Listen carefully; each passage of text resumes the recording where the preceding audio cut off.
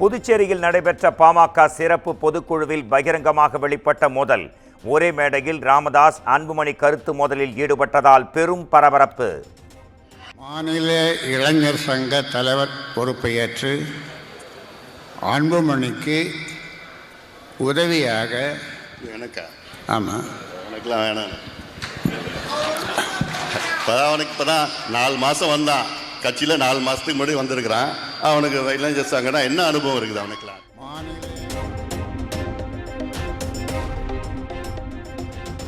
பாமகவில் தான் சொல்வதை தான் கேட்க வேண்டும். விருப்பம் இல்லாதவர்கள் யாராக இருந்தாலும் கட்சியிலிருந்து விலகிக் கொள்ளுங்கள் என்றும் ராமதாஸ் ஆவேசம். முகுந்தன் தலைவர், நான் சொல்றதுதான் கேட்கணும். நான் ஆரம்பித்த கட்சி, நான் என்ன சொல்றேனோ அதுதான் செய்யணும் எல்லாரும். அப்படி விருப்பம் இல்லாதவர்கள் விலகிக் கொள்ளுங்கள். யாராக இருந்தாலும் விருப்பம் இல்லாதவர்கள், என் பேச்சை கேட்காதவர்கள் விலகிக் கொள்ளலாம். சென்னை பனையூரில் உள்ள புது அலுவலகத்தில் தன்னை சந்திக்கலாம் என பொதுக்குழு மேடையில் பகிரங்கமாக அறிவித்த அன்புமணி ராமதாஸ், தேவைப்பட்டால் கூடுதல் அலுவலகத்தை திறந்து கொள் என ராமதாஸ் காட்டம். நல்ல திறமையா சென்னையில் பனையூரில் எனக்கு ஒரு அலுவலகம் நான் வச்சிருக்கிறேன். ஒரு புதுசாக ஒன்று ஆரம்பிச்சிருக்கிறேன். அங்கே வந்து எல்லாம் என்னை பார்க்கலாம். பனையூரில், சென்னை பனையூரில் அலுவலகம் ஒன்று திறந்துருக்குது. 3வது தெருவில் வச்சிருக்குது. இப்படி குறிச்சிக்கங்க. என்ன தொடர்பு கொள்ளலாம். எல்லாம் வந்து எப்போனா பார்க்கலாங்க. அலுவலகம் இன்னொரு அலுவலகம் திறந்துங்க, நடத்துன்னு தானே சொல்கிறேன். நடத்துங்க.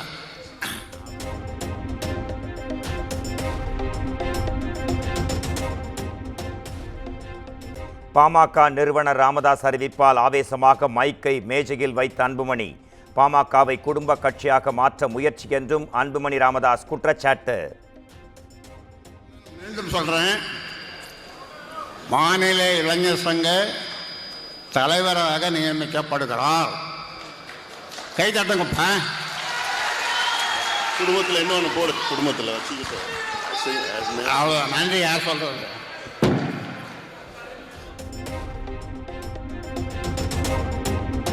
அன்புமணியுடன் சமரச பேச்சுவார்த்தை நடத்த பாமக கௌரவ தலைவர் ஜி.கே. மணி தலைமையில் குழு.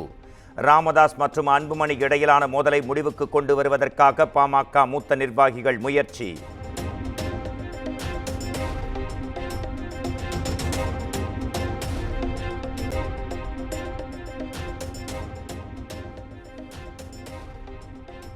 பாமகவுக்குள் எந்த பிளவும் இல்லை என சேலம் மேற்கு தொகுதி எம்எல்ஏ அருள் பேச்சு. இருவருக்கும் கருத்து வேறுபாடு அல்ல, சின்ன சலசலப்புதான் என்றும் விளக்கம்.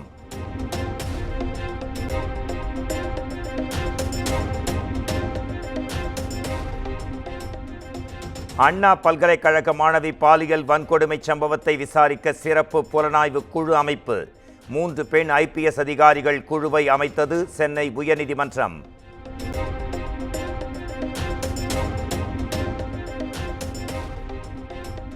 அண்ணா பல்கலைக்கழக மாணவிக்கு 25 லட்சம் ரூபாய் இழப்பீடு வழங்க உயர்நீதிமன்றம் உத்தரவு. கல்வி கட்டணம் உள்ளிட்ட எந்த கட்டணமும் மாணவியிடமிருந்து வசூலிக்க கூடாது என்றும் ஆணை.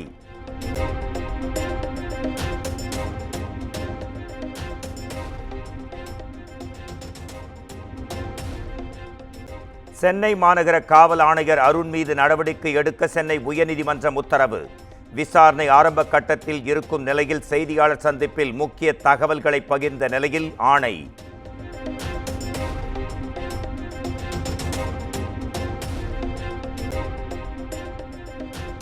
அண்ணா பல்கலைக்கழக மாணவி பாலியல் வன்கொடுமை சம்பவம் தொடர்பாக உண்மை கண்டறியும் குழு. தேசிய மகளிர் ஆணையம் அமைத்த குழு வருகிற 30ஆம் தேதி சென்னை வந்து விசாரணை மேற்கொள்கிறது.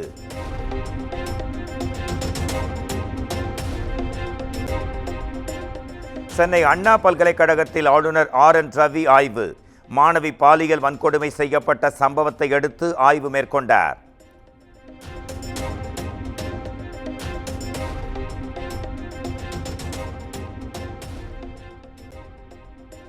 அண்ணா பல்கலைக்கழகத்தில் பயிலும் மாணவர்களின் பெற்றோர் அச்சமடைய வேண்டாம்.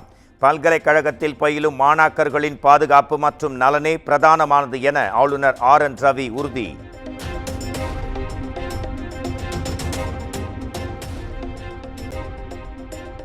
துணைவேந்தர் இல்லாதது பல பின்னடைவிற்கு வழிவகுப்பதாக ஆளுநருக்கு அண்ணா பல்கலைக்கழக ஆசிரியர் சங்கம் கடிதம். மூத்த பேராசிரியர் ஒருவரை தற்காலிக துணைவேந்தராக நியமிக்க கோரிக்கை.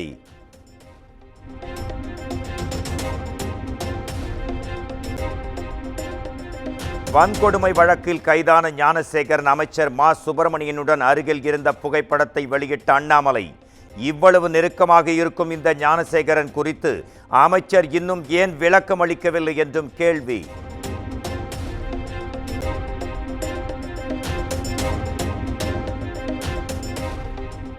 சென்னையில் புத்தாண்டு கொண்டாட்டத்திற்கு கட்டுப்பாடுகள் விதிப்பு. மது அருந்திவிட்டு வாகனம் ஓட்டினால் கடும் நடவடிக்கை எடுக்கப்படும் என காவல்துறை எச்சரிக்கை.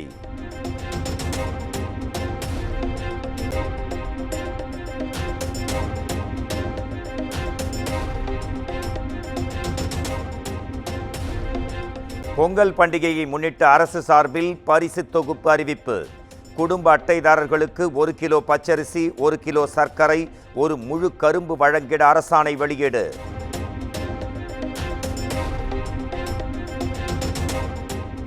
பொங்கல் திருநாளை முன்னிட்டு 400 இடங்களில் ஜல்லிக்கட்டு போட்டிகள் நடத்த திட்டம். கால்நடை பராமரிப்புத்துறை அறிவிப்பு.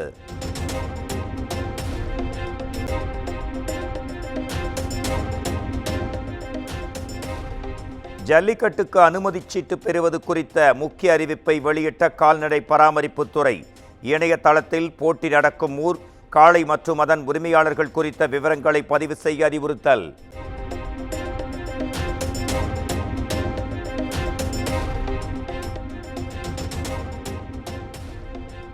மதுக்கடையை அதிகரித்துவிட்டு குடியை கெடுக்கும் என செய்யும் விளம்பரத்தால் என்ன பயன்? அரசுக்கு சென்னை உயர்நீதிமன்ற மதுரை அமர்வு கேள்வி.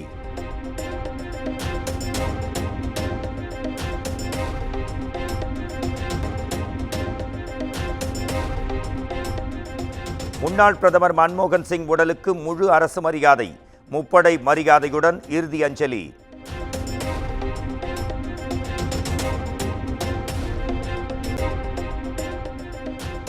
மறைந்த முன்னாள் பிரதமர் மன்மோகன் சிங்குக்கு குடியரசுத் தலைவர் திரௌபதி முர்மு இறுதி அஞ்சலி.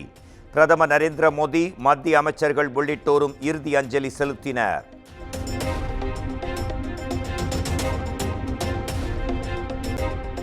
மன்மோகன் சிங் உடலுக்கு சோனியா காந்தி, மல்லிகார்ஜுன கார்கே உள்ளிட்ட காங்கிரஸ் மூத்த தலைவர்கள் மரியாதை. ராகுல் காந்தி, பிரியங்கா காந்தி உள்ளிட்டோரும் மரியாதை செலுத்தினர்.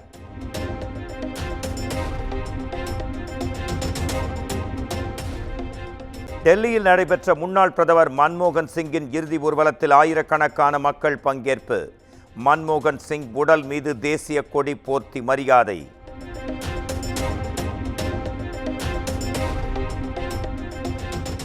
முன்னாள் பிரதமர் மன்மோகன் சிங் நினைவிடத்திற்கு மத்திய அரசு உரிய இடத்தை தராமல் அவமதித்துள்ளது.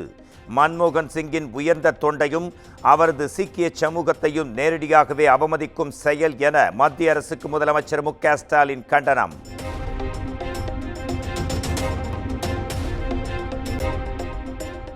கேப்டன் விஜயகாந்த் நினைவிடத்தில் பிரேமலதா விஜயகாந்த் கண்ணீர் மல்க மரியாதை. எல்.கே. சுதீஷ், விஜயபிரபாகர், சண்முக பாண்டியன் உள்ளிட்டோரும் மரியாதை செலுத்தினர்.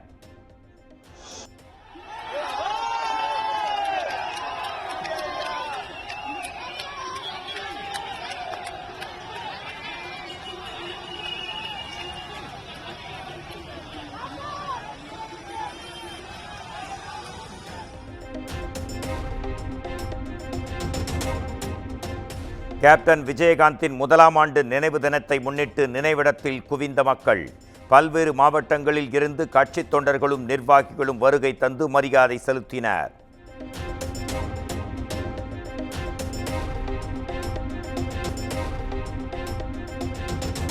புதுச்சேரியில் பெட்ரோல், டீசல் விலை லீட்டருக்கு 2 ரூபாய் உயர்கிறது.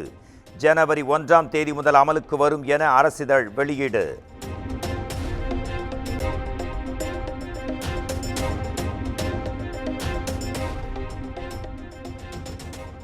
மும்பையில் நிகழ்ந்த கார் விபத்தில் பிரபல பாலிவுட் நடிகை ஊர்மிளா மடோன்கர் காயம். கார் மோதியதில் தொழிலாளி ஒருவர் உயிரிழப்பு.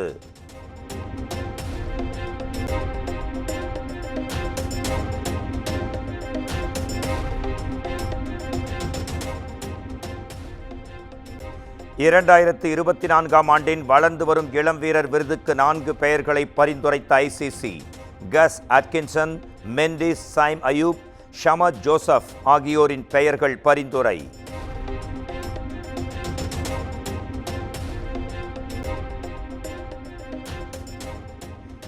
ஆஸ்திரேலியாவுக்கு எதிரான 4வது டெஸ்டின் முதல் இன்னிங்ஸில் நிதிஷ்குமார் ரெட்டி சதமடித்து அசத்தல்.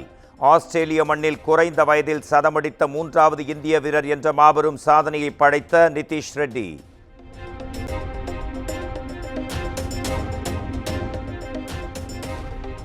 ஆஸ்திரேலியாவுக்கு எதிராக டெஸ்ட் போட்டியில் அதிரடியாக விளையாடி சதமடித்த இந்திய வீரர் நிதிஷ்குமாருக்கு 25 லட்சம் ரூபாய் பரிசு.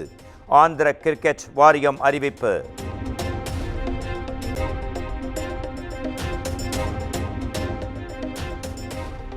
இலங்கைக்கு எதிரான முதல் T20 போட்டி 8 ரன்கள் வித்தியாசத்தில் வெற்றி பெற்ற நியூசிலாந்து தொடரில் 1-0 என்ற கணக்கில் முன்னிலை.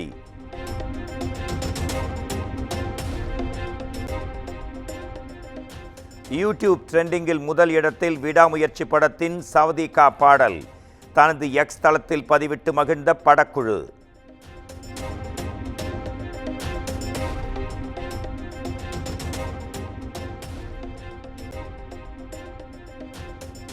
நடிகை த்ரிஷாவும் மலையாள நடிகர் டோவினோ தாமஸும் இணைந்து நடித்திருக்கும் ஐடென்டிட்டி படத்திற்கு UA சான்றிதழ்.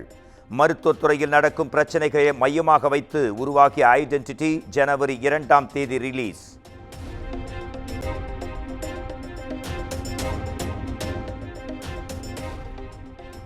சூர்யாவின் ரெட்ரோ படத்தின் டீசர் யூடியூபில் 2 கோடி பார்வைகளை கடந்தது. எக்ஸ் தளத்தில் பதிவிட்ட படக்குழு.